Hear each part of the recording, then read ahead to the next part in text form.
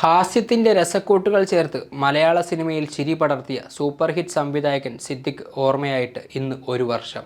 ചിരിച്ചല്ലാതെ സിദ്ദിഖിനെ ആരും കണ്ടിട്ടുണ്ടാകില്ല. ആ ചിരി പ്രേക്ഷകരിലേക്കും സൗഹൃദങ്ങളിലേക്കും പടർത്തിയ മനുഷ്യൻ. 1983 പ്രശസ്ത സംവിധായകനായ ഫാസിലിൻ്റെ അസിസ്റ്റൻ്റായാണ് സിദ്ദിഖ് സിനിമാ രംഗത്തേക്ക് വരുന്നത്. കൊച്ചിൻ കലാഭവനിൽ അംഗമായിരുന്ന സിദ്ദിഖിനെയും ലാലിനെയും ഫാസിലാണ് സിനിമയിലേക്ക് എത്തിക്കുന്നത്.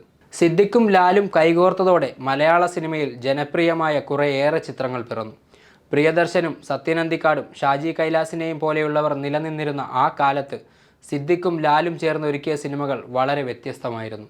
തൊഴിൽ രഹിതരായ യുവാക്കളും അവരുടെ പ്രശ്നങ്ങളും തന്നെയായിരുന്നു പ്രധാന വിഷയം. അവരുടെ അതിജീവനവും പ്രതിസന്ധികളും ചിരിയിൽ പൊതിഞ്ഞ് അവതരിപ്പിച്ചു. പ്രേക്ഷകർക്ക് ഇത് ഞങ്ങളുടെ തന്നെ കഥയല്ലേ എന്ന് തോന്നിപ്പിക്കാൻ ആ സിനിമകൾക്ക് കഴിഞ്ഞു. ലാലുമായി ചേർന്ന് 1989 സംവിധാനം ചെയ്ത റാംജി റാവ് സ്പീക്കിംഗ് ആണ് ആദ്യ ചിത്രം. തുടർന്ന് സിദ്ദിഖ് ലാൽ കൂട്ടുകെട്ടിൽ in Harihar Nagar, Godfather, Vietnam colony, Kabuliwala എന്നീ ഹിറ്റ് ചിത്രങ്ങൾ പിറന്നു. Makkal Mahatmyam, Mannar Mathai speaking, finger print എന്നീ ചിത്രങ്ങളുടെ തിരക്കഥയും നാടോടിക്കാറ്റ്, അയാൾ കഥ എഴുതുകയാണ് എന്നിവയുടെ കഥയും സിദ്ദിഖ് ലാൽ കൂട്ടുകെട്ടിൻ്റേതായിരുന്നു.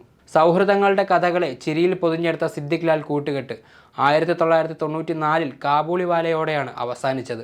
കൂട്ടുകെട്ട് പിരിഞ്ഞെങ്കിലും സിദ്ദിഖ് സംവിധായക രംഗത്ത് തന്നെ തുടർന്നു. മലയാളത്തിന് പുറമെ തമിഴ്, ഹിന്ദി, തെലുങ്കു ചിത്രങ്ങളിലും സംവിധായകൻ്റെ മേലങ്കി സിദ്ദിഖ് അണിഞ്ഞിരുന്നു.